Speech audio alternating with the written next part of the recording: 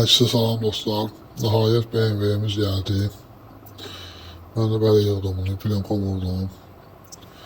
Sonra belə rəmlisini də belə vurdum. Disklərini dəyişdim. Yəni, qəşəng oldu. İndi bir kliyentim var, onu aparım, düşürdüm obyektinə.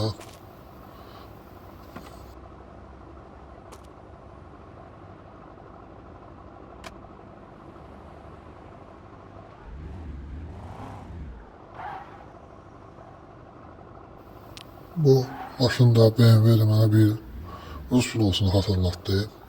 Nasıl da korkunçtu. Elə bil ölü daşıyan maşındı. Kriptoları yığıram dostlar. X5'i alacağım. Daha fikrim odur.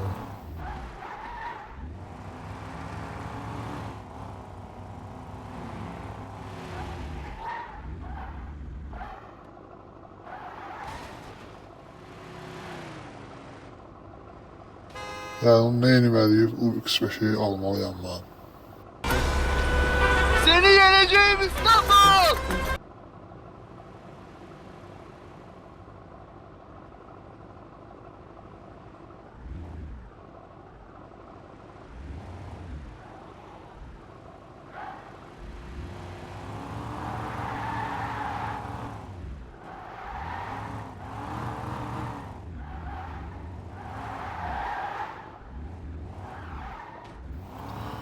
Bundan qabaq da bir göz gəlmişdi Mercedes. Mən Mercedes bəyənmirəm. Yəni öyle, yəni yorumlar gəldi mənə, niyə bəyənmirsiniz? Hər adamın bir zövqü var. Mən Mercedes'i bəyənmirəm. Yəni yeni modellərini bəyənirəm ama köhnə modellərini bəyənmirəm.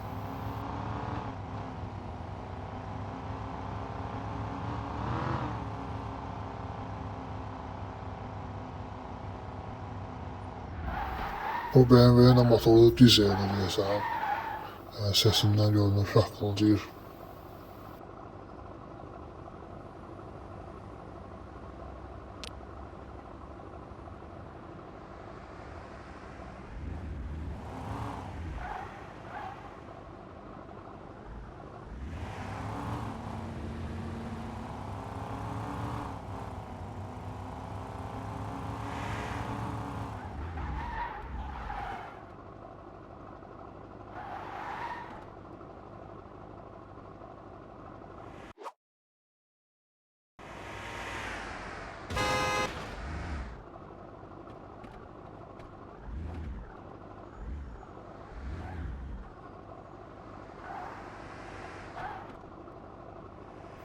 Faraları, dumanlı faraya kadar koyublar.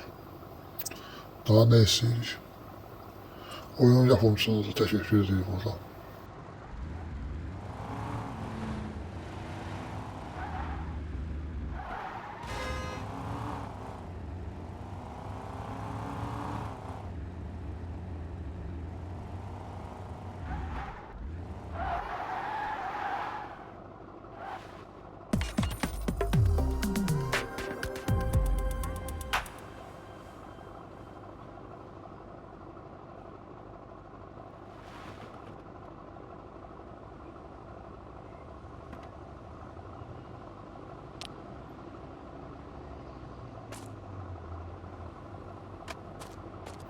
Değerli dostlar, müşterimizi kütleyip maşına baxaq. Rəmləsini belə vurdu, dediyim kimi. Motorxananı çox gözəl düzəltiblər. Gördüğünüz gibi hava filtrləri sağla solda, su filtri, ne bileyim burada güzgülərin, şüşələrin filtri, şatkı suyu. Yani radyator, qəşəng düzəltiblər. Amma zaten yerlərində izən var.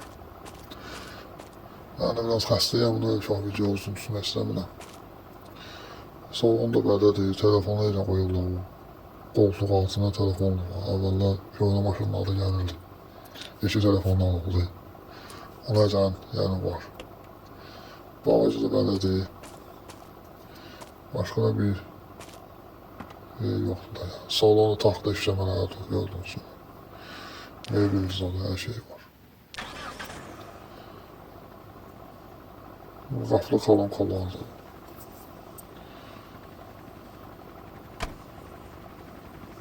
Bu şeyler de buradan açılır.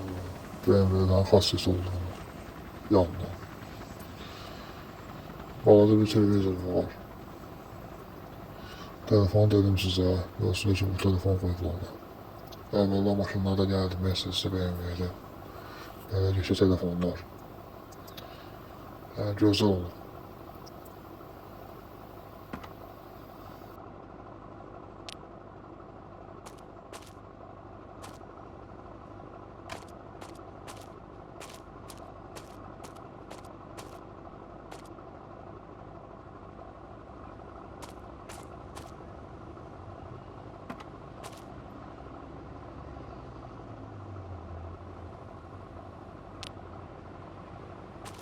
Bu oyunuyla bu kadar dostlar. BMW'de geldi.